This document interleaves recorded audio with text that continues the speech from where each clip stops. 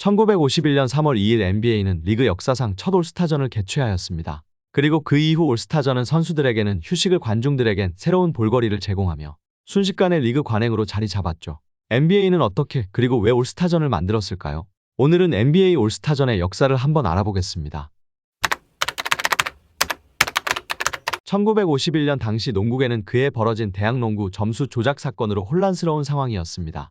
그리고 당시 NBA의 홍보 디렉터 하스켈 코헨은 대중들의 관심을 되찾기 위해 메이저리그 올스타전처럼 리그 최고의 선수들이 참여하는 친선 경기를 개최하기를 원했는데요. 하지만 당시 NBA 회장 모리스 포돌로프를 포함 대부분 사람들이 이 아이디어에 비관적이었습니다.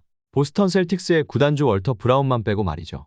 월터 브라운은 올스타전 개최의 성공을 확신하였는데요. 그는 심지어 자신이 경기 개최와 그로 인해 발생하는 모든 비용을 모두 책임지겠다고 제안을 하죠. 결국 1951년 3월 2일 보스턴 가든에서 NBA 역사상 첫 올스타전이 개최되게 됩니다. 그리고 이는 대성공을 하게 됩니다. 첫 올스타전은 무려 1094명의 관중들을 불러 모았는데요. 당시 NBA 경기 평균 관중수 3,500명보다 약 3배나 많은 수였죠.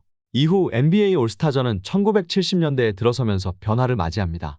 1977년 NBA는 덩크 콘테스트를 추가하는데요. 사실 덩크 콘테스트는 1976년 NBA의 경쟁자였던 ABA 올스타전에서 처음 등장하였습니다. 그 이후 NBA가 ABA를 흡수하면서 자연스럽게 NBA에도 덩크 콘테스트가 등장하게 되었죠. 하지만 당시 NBA 덩크 콘테스트는 현재와 사뭇 달랐습니다.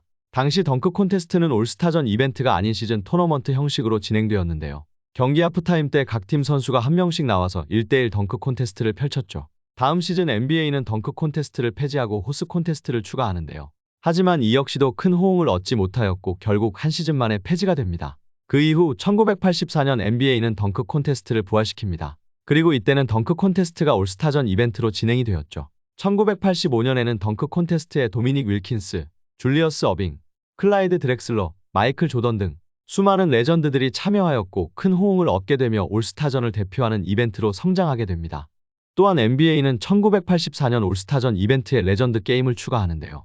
옛 레전드들이 참가하는 게임이었던 레전드 게임은 큰 인기를 얻으며 1993년까지 진행이 되었지만 선수들의 부상 문제가 지속적으로 발생하자 1994년 레전드 게임은 현재 라이징 스타즈 챌린지인 루키 게임으로 변경됩니다. 1986년에는 올스타전에 3점슛 콘테스트가 추가되는데요. 덩크 콘테스트와 같은 날 진행된 3점슛 콘테스트는 레리 버드가 압도적인 기량으로 3연속 우승을 차지하며 큰 인기 얻게 됩니다. 반면에 덩크 콘테스트는 관심을 잃어가고 있었습니다. 90년대 덩크 콘테스트에는 마이클 조던, 도미닉 윌킨스 등의 슈퍼스타 대신 비교적 인지도가 없던 선수들이 대거 참가하게 되었고 덩크 수준들도 떨어지게 되자 결국 1998년 NBA는 덩크 콘테스트를 투볼 콘테스트로 교체하게 됩니다. 일종의 슈팅 게임이었던 투볼 콘테스트는 경기장에 부착된 7개의 장소에서 60초 동안 슛을 쏘는 이벤트였는데요.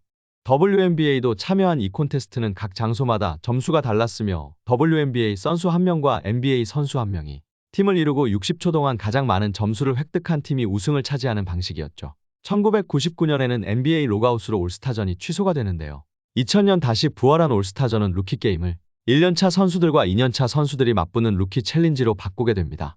그리고 루키 챌린지는 2012년 라이징 스타즈 챌린지로 2022년에는 토너먼트 형식으로 바뀌게 되었죠. 또한 덩크 콘테스트도 다시 부활하게 되는데요. 여기서 빈스 카터는 화려한 덩크들로 우승을 차지하였고 덩크 콘테스트의 화려한 부활을 알리게 됩니다. 그리고 덩크 콘테스트는 현재까지 올스타전의 핵심 이벤트로 매년마다 진행되고 있죠. 2003년에는 올스타전 이벤트에 스킬즈 챌린지가 포함되었고 2004년에는 NBA가 다시 한번 WNBA를 포함시킨 슈팅스타 콘테스트를 개최합니다. 하지만 슈팅스타 콘테스트는 결국 2015년을 끝으로 폐지되게 되었죠. 2016년에는 올스타 투표 방식에 변화가 생기는데요.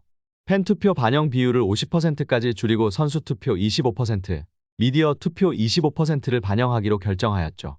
2018년도 올스타전에서는 서부 대 동부 경기에서 드래프트 방식으로 경기를 바꾸었는데요. 각 컨퍼런스를 대표하는 캡틴이 올스타전에 출전하는 선수들을 드래프트하는 방식이었죠.